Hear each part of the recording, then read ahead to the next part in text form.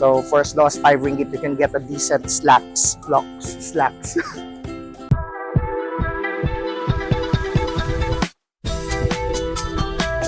What's up guys, it's Kyle and welcome back to my channel. I know it's been a while, but for today's video, me and my friends have decided to go ukay-ukay here in Kuala Lumpur, Malaysia. So if you want to find out where we usually buy our clothes at a very affordable price, please watch till the end. So now I'm just getting ready to go out to go to our meeting place. So we will be meeting in Pasar Seni. So from my place, from OUG Park Lane, I need to take a bus going to Pasar Seni, and from there we will be taking a train going to LRT Wawasan. So come along with me and I'll be sharing you where to go. Just waiting for the elevator. This is the view from my condo. I'm at the 30th floor. Elevator na. Ganda ng lighting dito. Iba talaga ang effect kapag yellow ang lighting. Walking in a shortcut, going to the bus stop. Sobrang init ngayon sa Malaysia guys, so let's payong ourselves. Now I'm walking to the bus stop. So ito yung dinadaanan ko. This is the way going to the bus stop. This is my condo. So yung bus stop niya is just in front of it. So dito yung shortcut niya. That's the bus stop guys. So we need to make tawid para makapunta sa bus stop. Doon papuntang Puchong yun. Ayun yung bus stop. Let's go tawid here. So nakatawid na ako guys. Ayun lang yung condo ko sa likod. And this is the bus stop. So I'm just waiting for the bus to arrive. It's coming from there. And I already checked the My Rapid Pulse. And there's a bus coming in 8 minutes. So we're just waiting here.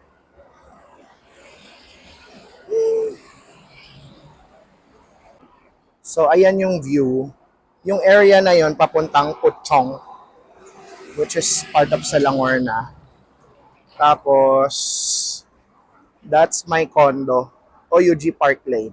Meron siyang bus stop sa tapat lang. Tapos doon papuntang KL Central.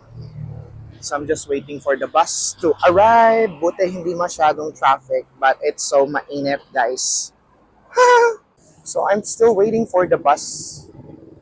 So yung ginagamit kong app was My Rapid Pulse KL. Sobrang laking tulong niya kasi it gives you a live location of the bus. So you know how much time you will need to wait, how many minutes before the bus to arrive. So kung gusto niyo malaman kung ano yung My Rapid Pulse app, make sure to watch my video. It's entitled Must Have Application that you should download here in Kuala Lumpur, Malaysia. I'll put the link in the description box below. Wala pa yung bus. So guys, paparating na yung bus. I'm seeing it already. The Rapid KL bus. Bus stop.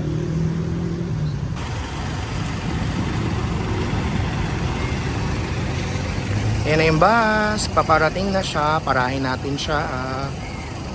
Let's sakay ourselves na.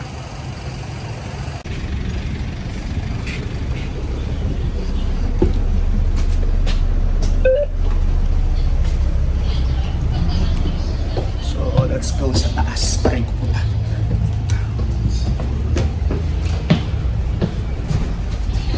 So this is the double-decker bus here in Kuala Lumpur. So let's go in Pasar Seni.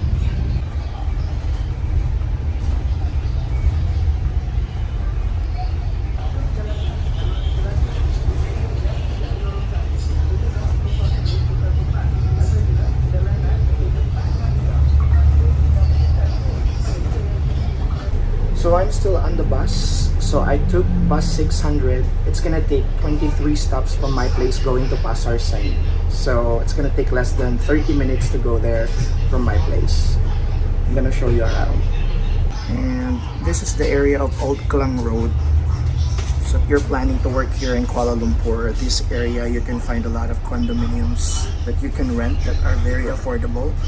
It's quite accessible to KL Central because it's gonna take less than 30 minutes for you to get there, and there are lots of bus stops. It's one of the condo, that's Skyville. Medyo traffic lang guys. Traffic din dito like in the Philippines.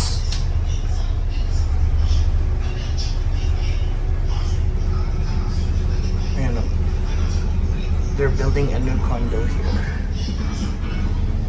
It's right across the Skyville. So earlier I mentioned that it will only take 30 minutes for you to get to KL Central from my place, which is in Jalan Puchong, OUG Park Lane. That's when there is no jam or there is no traffic.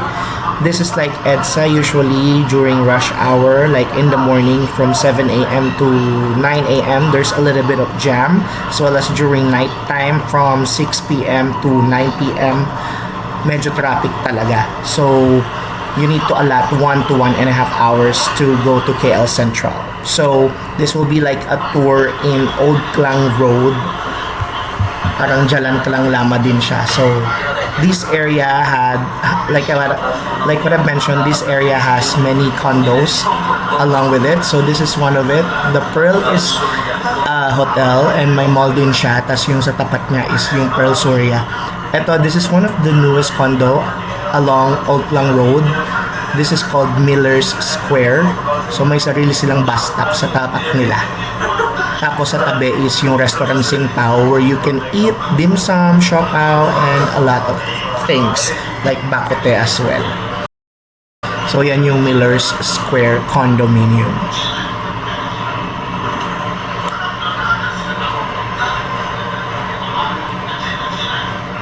Right now it's afternoon, tapos medyo nagbi-build up yung traffic. That's one of the other condo, Verb Suites. Maganda din dyan kasi may food court sa tapat. It's called K88 Food Court. I think this is one of the biggest food court along Old Klang Road. Maraming variety of food to choose from. This is another condo, the Scott Garden. Usually loft type yung condo dyan. Medyo mahal kasi 1,400 na yata. So yung dalawang yan, mga condo din yan. Yung sa right side is Avantas and then yung sa kaharap niya is yung South Bank Residences. Ito din, tabi lang ng South Bank, Vibo Residences. Di ba tabi-tabi lang sila guys? So kung mag-work ka sa KL, ito yung area na isa sa mga maganda. So ito pa yung isang condo, it's Saville. It's very near to Mid Valley Mega Mall and KTM, and there's also bus stops. Tapos ito, condo katabi ng Saville. Nakalimutan ko yung pangalan. Pero may Seputa yung pangalan niyan. And malapit na tayo sa KL Central because we are approaching the Mid Valley Mega Mall. This is like SM Mega Mall in the Philippines. It's one of the biggest mall here in KL. May view na tayo ng Merdeka 118. Merdeka is the second highest building in the world. So pagliko dito, malapit na tayo. So we will be approaching Little India, and after that, NU Central Shopping Mall, and then Pasar Seni. So itong kondong to bago to, hindi ko pa alam kung ano yan. So may mga condos din naman nearby NU Central kung saan located yung mga offices ng BPO. Katulad nito, itong sa left side, that's Mutiara Residency. Tapos ayan, yung nakikita nyo may gray and white. Pinakabagong condo yan, Central Suites yata yung name. Sobrang mahal dyan kasi nga nasa center siya. It's walking distance. So this is the Little India. So if you will be going to KL, Little India is one of the attractions because it gives you a vibe of India. Dito sa area na to maraming Indian stores, and banda dun sa unahan meron silang parang India Gate ba yun or India Monument, pero replica lang. Tapos here you can also eat like Indian sweets or Indian food like pani puri and other Indian staples. Ayan na yung mga building ng offices. Dito sa area na to laging traffic guys kasi pasaway yung mga tao. Nagpa-park sila kahit saan. Like they do double parking, triple parking.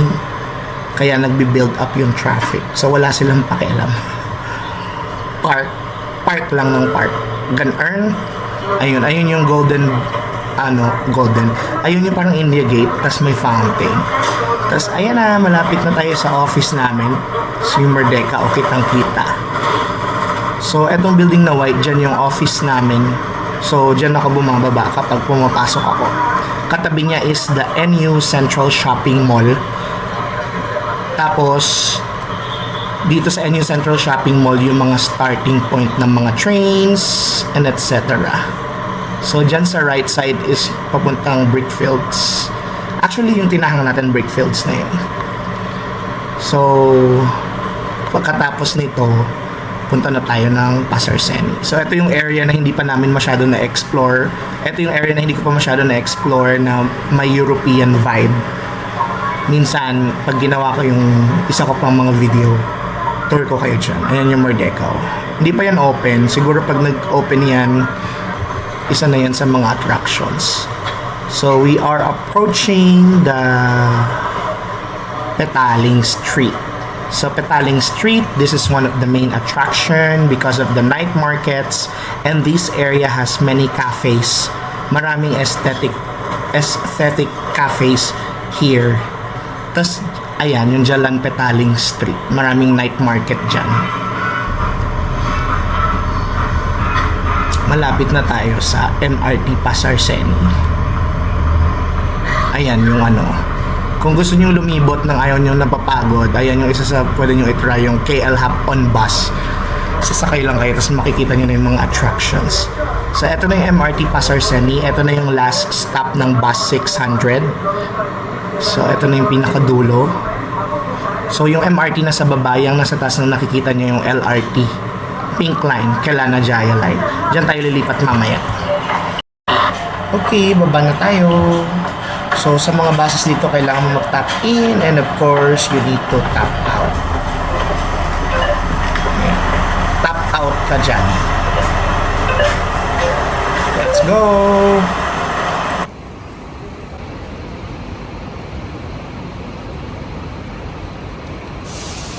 Just arrived here in MRT Pasar Seni. So, it took me over an hour to reach here from my place, OUG Park Lane. So I'm just waiting for my friends. Wow, Merdeka view. This is the MRT Pinto B. And look at this. An up-close view of the Merdeka 118. Sitting in front of me is the second tallest building in Malaysia, or in the world rather, Merdeka. So you know what guys, story time while I'm walking going to LRT Pasar Seni. In my 2 years here, this is one of my struggle actually when I am taking an MRT. So their MRT here is like 4 levels down. You know what I mean? And the escalators are crazy. It's so high. I'll show you. So this is the escalator. It's so scary. It's so fast. And it's so high. Oh my god, look at that. The view of the Merdeka. See? It's so freaking high. It's like 2 to 3 levels down. So during my first few months here, it was really a struggle for me to use the escalator here. There. Now I am in MRT. Good thing their MRT is connected to LRT already. So let's get inside. Tap, tap, tap. Look at their train station. So nice. Very Singapore ang atake. That's my friend. I'm just waiting for my other friend to arrive. So look at their train station. It's so clean and it's so nice. It's my friend. Ay, sana all. Char. Okay.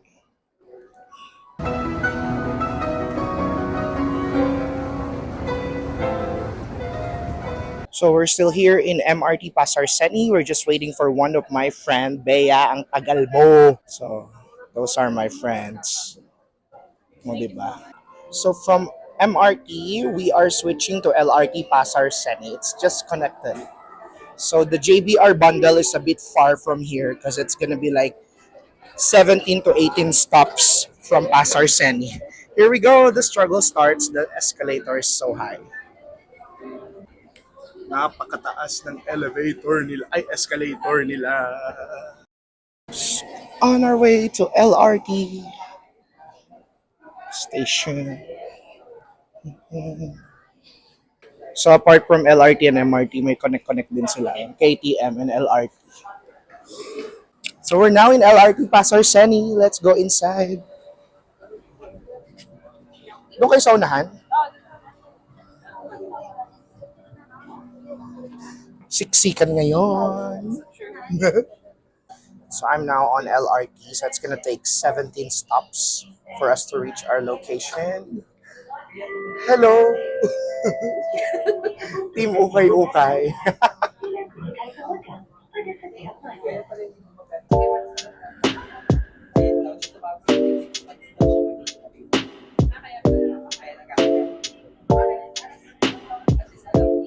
So we're still on the train. Ayan ang mga pabahay dito sa Malaysia. Medyo malayo siya, guys.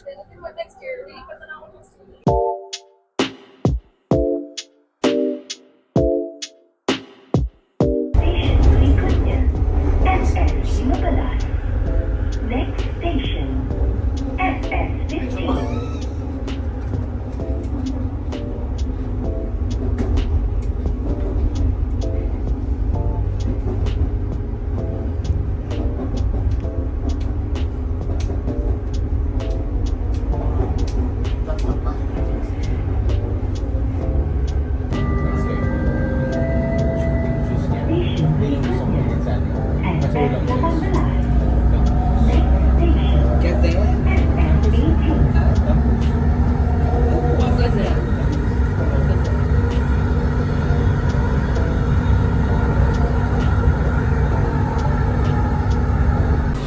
So we're 2 stations away. Nanggaling kami ng station. We came from Pasar Seni Station and we are dropping off in Wawasan. So 1 station to go and we will be able to reach our destination. It's a bit far, but it's gonna be worth it. We arrived here in LRT Wawasan Station. It took like over 30 minutes to go here from Pasar Sen. So that's our train. It's LRT Kelana Jaya Line. So from this station, LRT Wawasan, it's just walking distance to the building where the JBR bundle is located. So keep on watching, guys. That's their train station.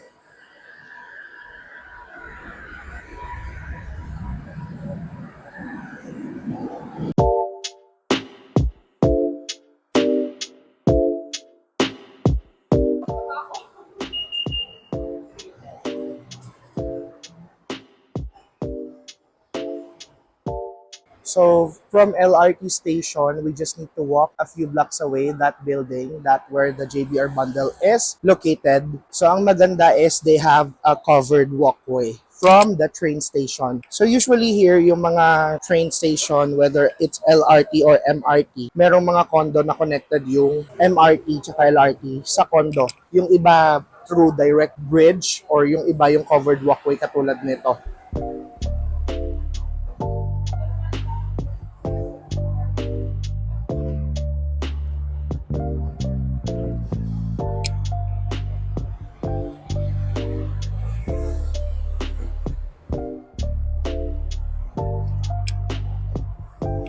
Lakad-lakad lang muna tayo. Malapit lang siya, like less than 500 meters walk from the LRT station. Ito yung covered walkway. So it's really convenient, especially if it's raining or if it's too sunny, you have at least a covered walkway going to your destination. So ayan lang yung train station nila, yung Wawasan Station. Lakad lang tayo. So ayan, ito ang Team Ukay-Ukay. Hi! Well, say hi to my vlog. Hi! Hi, vlog! Bobo, hi. Bo! Ay, oh, tignan niyo po si Ronnie. Ganun po talaga siya magsalita. Oh, gali. Maugali. So this is the building where the JBR bundle is located. Parang may condo din siya sa taas. So it's a few walks away from the LRT station. I like this place. It's not too crowded. It's very peaceful. See, walang tao.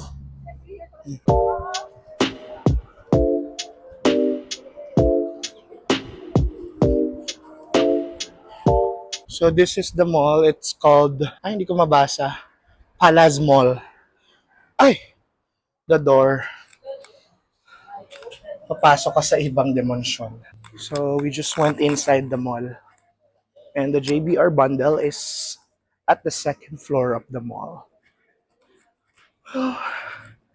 Wow, it's good now because walang masyadong tao. Yun siya. Nga, struggle agad. Di gumagana ang escalator. So, kailangan natin umakyat manually.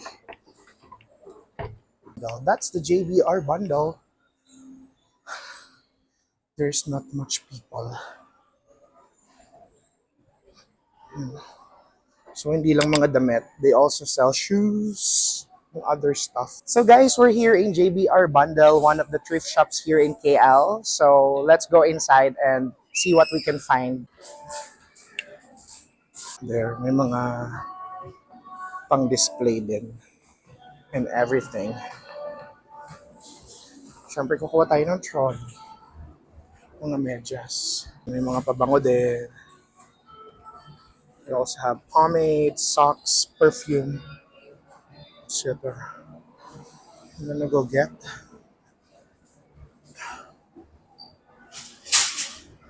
Kukuha ko ng dalawang cart. Kukuha ko ng cart ng dalawa para panalo ang atake natin.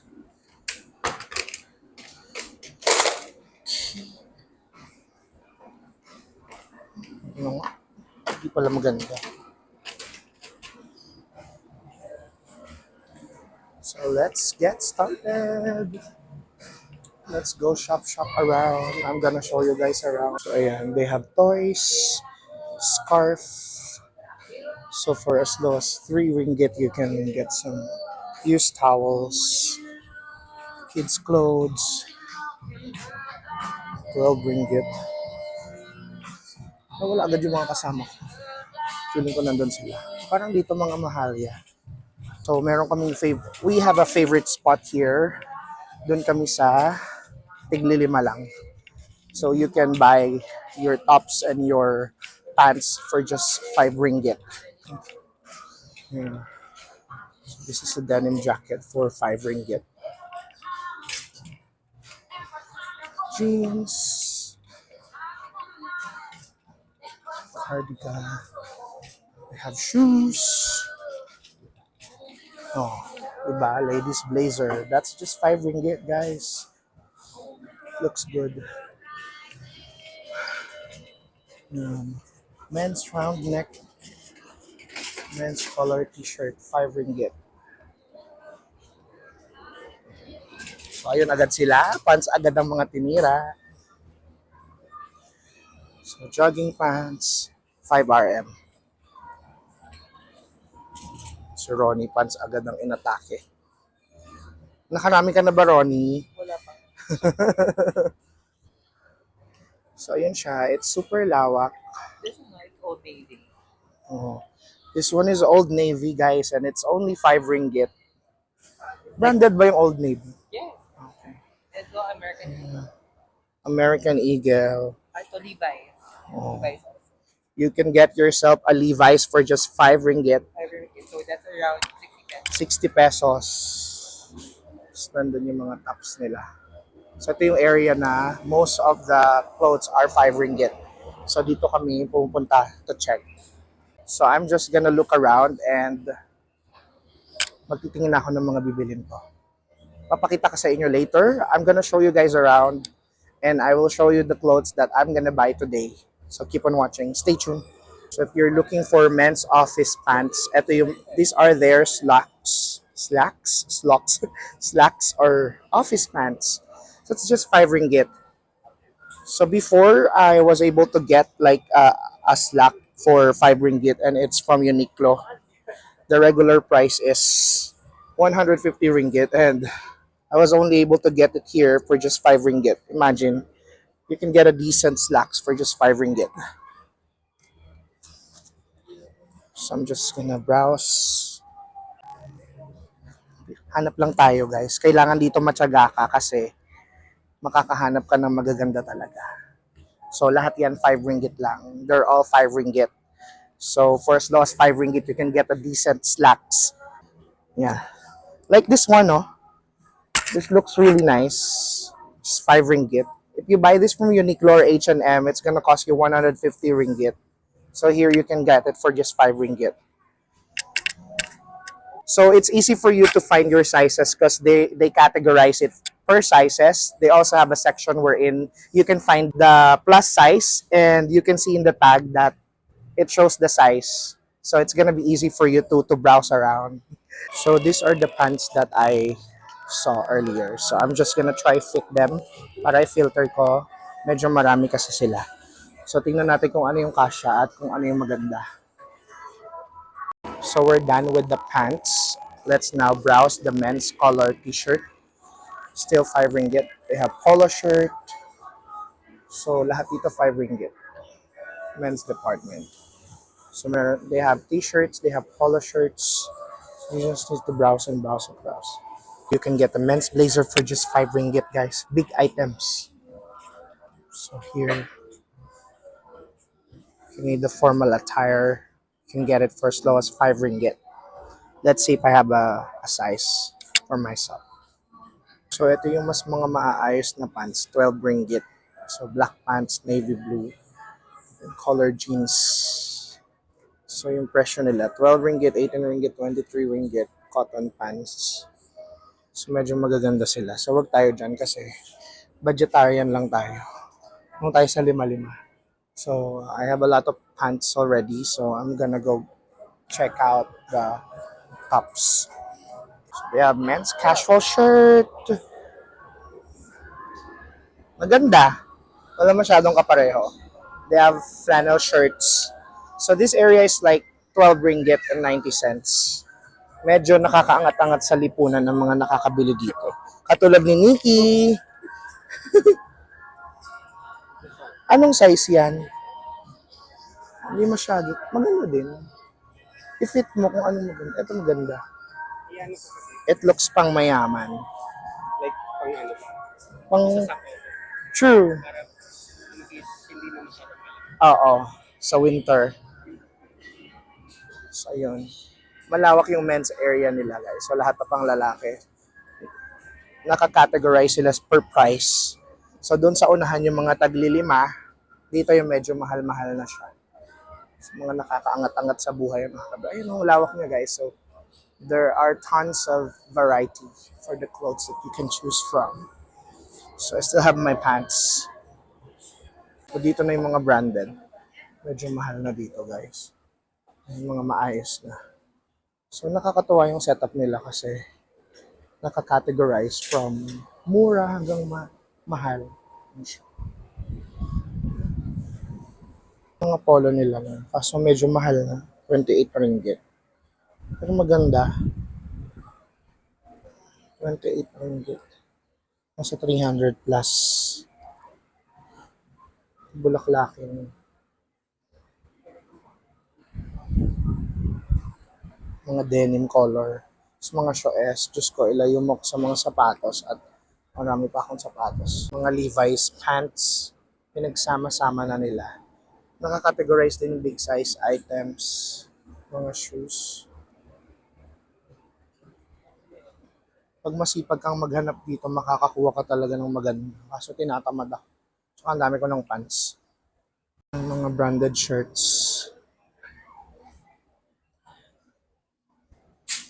Puro itim.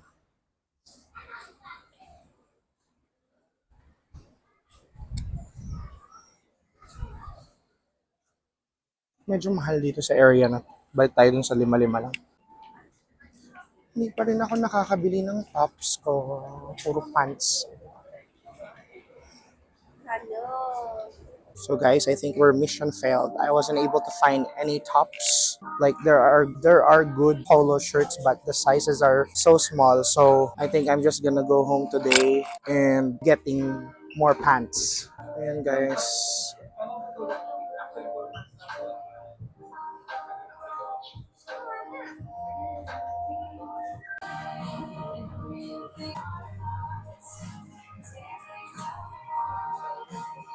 So, ipit na natin guys yung mga nakuha natin. So, I'm just gonna try the pants that I got for just 5 ringgit. Let's see if any of them fits me.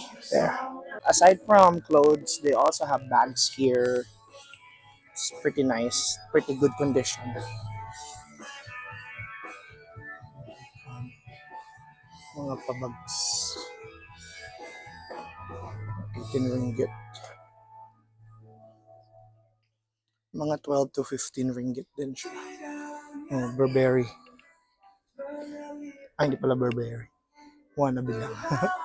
Mga handbags. 12.90.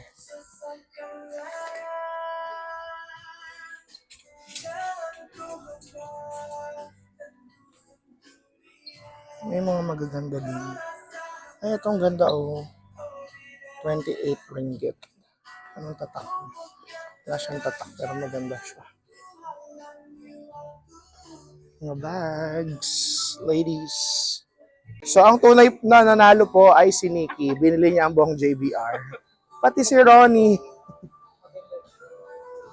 Ako, dalawa lang yung nakuha ko. Sa dami ng kinuha ko, dalawa lang. Kasi dalawa lang yung kasya. Hirap talaga pag big size. Kano yung nakuha mo, Nikki? Ayan, 12. Tagto 12 din lahat yan. Oh, mura na yan sa 12. 5 ringgit. The flannel shirts are very giving for 5 ringgit. Shirts are flannel. Magbabayad na po si Nikki. Makakamagkano ka kaya, Nikki? Running bill, 50 ringgit. Marami-rami pa siya. So, eto po talaga ang tunay na nagwagi, si Bea. Magkano ang damage mo, Bea? Magkano? 38 minus 5 pa niya. Oh, 33 lang? Ah, dami. See guys, marami siya and then 38 ringgit lang. Ikaw yung top walk. Done with the JBR bundle. Medyo mahina tayo today because dalawang pants lang ang nabili natin. Sa dinami-dami ng nilagay ko sa cart ko, dalawa lang ang nagkasya sa akin. So, kailangan ko na mag-diet. So, we're off to our next destination. We're gonna eat samgyeopsal. This is a different experience for you guys because this samgyeopsal, they already serve the meat cook. So, pa-refill ka na lang ng pa-refill.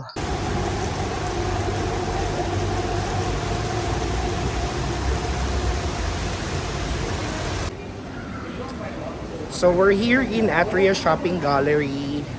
So, we're gonna go to a samgyeopsal, Korean barbecue house. This is the Korean barbecue house. So, in this Korean barbecue house, luto na yung meat nila. So, refill ka na lang ng refill.